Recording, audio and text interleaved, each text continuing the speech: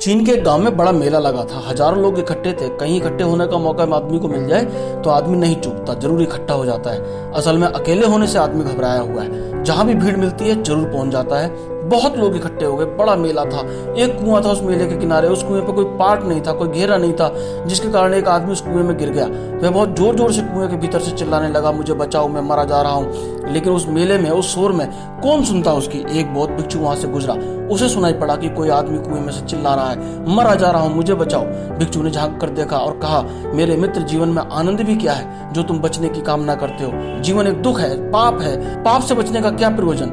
और यह जो तृष्णा है बचने की, यह जो लोभ है जीवन का, यही अगले जन्म का कर्म बंधन हो जाएगा। शांत रहो। उस आदमी ने कहा, मुझे उपदेश नहीं चाहिए, कृपा करके मुझे बाहर निकालिए। लेकिन भिक्षु ने कहा, मैं किसी के कर्मों के बीच में बाधा नहीं बनता।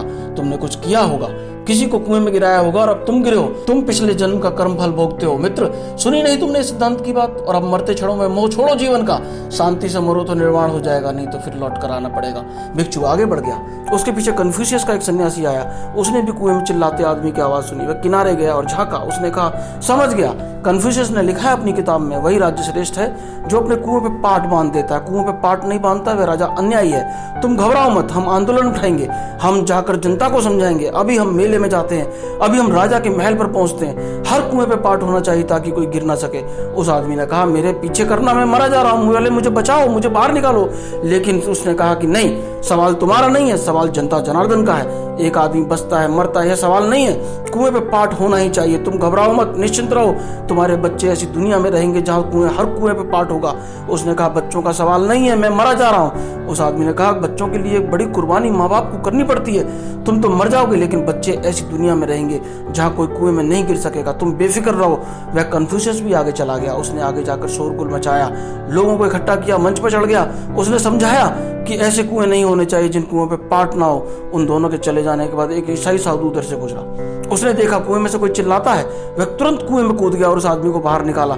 आदमी ने कहा, बहुत धन्यवाद, तुम सच्चे धार्मिक व्यक्ति। एक बौद्ध भिक्षु निकला, उसने मुझे ज्ञान पढ़ाया। एक कन्फ्यूशियस का सन्यासी गया, उसने मुझे ज्ञान पढ़ाया।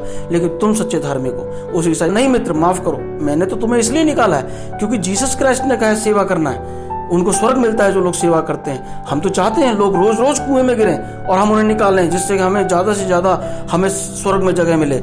हम चाहते हैं कि लोग गिरें। तुम भी रोज रोज गिरो, अपने परिवार को भी गिराओ और लोगों को भी समझाओ कि कुएं में गिरें। सेवा बहुत जरूरी है। तुम गिरोगे नहीं तो मैं सेवा कहां से करूंगा।